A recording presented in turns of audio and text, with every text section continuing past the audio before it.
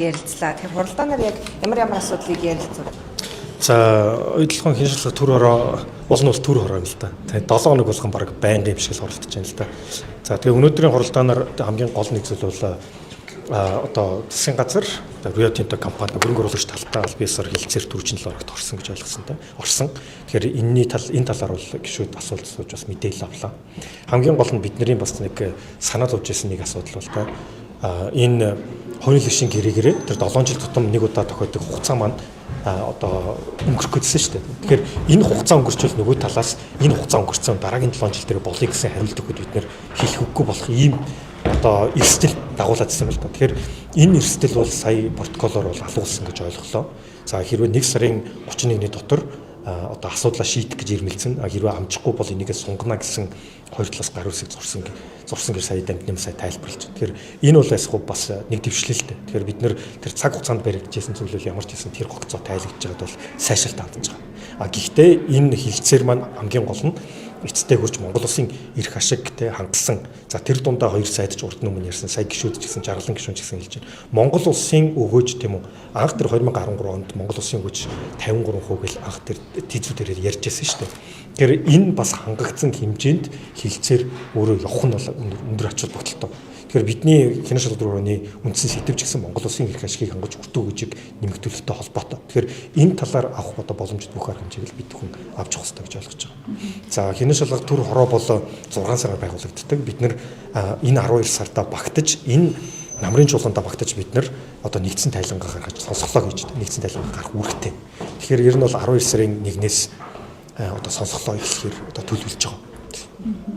Ер нь одоо энэ ажлын хэсгийн одоо байгууллагад тэр нөх хилцээрд орохдоо зээлийн хүүг яг бууруулах чиглэлээр засгийн газраас юм болох сонирхолтой орж байна. Тэг яг хилцээрийн үндсэн одоо сэдв нь бол одоо зээлийн хүү тэгээд онтргийн асуудал байна шүү дээ. Тэг яг протокол дээр бол онтргийн асуудал дурддаг байна. Тэгээд тэрийг асуусан. Тэгэхээр онтргийн асуудал дурддаг нь бол эхний ээлжиндээ зээлийн хүүгээ ярих нь зөв. Тэгээд онтри бол Rio Tinto биш онтри компанитай хилцээрд орох хэрэгтэй шүү дээ. Тэгэхээр энэ хилцээр бол сая дамжны сайд бол одоо параллельний явж байгаа гэж одоо сая тайлбарлалаа. Тэгэхээр параллельний явж байгаа нь зөв. Тэгэхээр бид нар цаг хугацаатаа уралдаж байгаа хамгийн ихний зүйл бол зээлийн хүү тий. Тэгэхээр зээлийн хүү дээр бол одоо протокол дээр ч гэсэн хоёр талаас бол бууруулахаар тий одоо энэ хилцээрийн хүрээнд одоо ярилцахаар оруулсан байна. Тэгэхээр одоо бид нар бол хилцээрийн тактик руу бол бид нар хянах шалгуур төрөөр бол орохгүй. Хилцээрийн тактик хэд хүртэл бууруулах вэ гэдэг бол засаг өөрөө одоо хилцээрд орж байгаа субъектийн хувьд шийдэх ёстой. Бидний хувьд бол Монгол улсын эрх ашигыг хангасан хүртэх өгөөжийг нэмэгдүүлэх тэр болж өгвөл тэр 53% хүргэх энэ барьцмал баримтлах ёстой. Тэр хүрээнд одоо хянах төрөөр бол ажиллана гэсэн.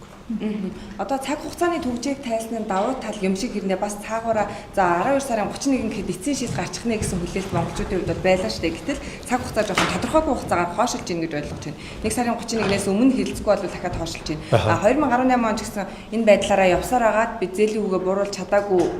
Тэгэхээр одоо энэ бас энэ зүйл давтагдах үү дээ. Тийм учраас бас хэн шалгах төр хороо байнга хяналт тавьж ийна л гэж хараад байна л да. Ер нь бол тийм яг зөв. Тэгэхээр одоо бас дахиад сунгагчаар дахиад дараа энэ жилдээ шийдэхгүй бол дараа жил рүү хойшлоод ингээд яваад байх бий тий. Тэгэхээр тэр хүрээнд бол парламентын зүгээс бол одоо засгийн газартай энд байнга тавьж энэ зээлийн хүү заавал буурах ёстой л гэдэг байр суурийн хүрд бол хатууцгсан тий. Тэгэхээр энийг хамгийн гол нь зөвхөн хянах шалгах төр хороо гэлтэхгүй одоо Монгол улсын одоо ард түмэн бас тий одоо ард түмэн бүгдээрээ энийг хүлээж штэ.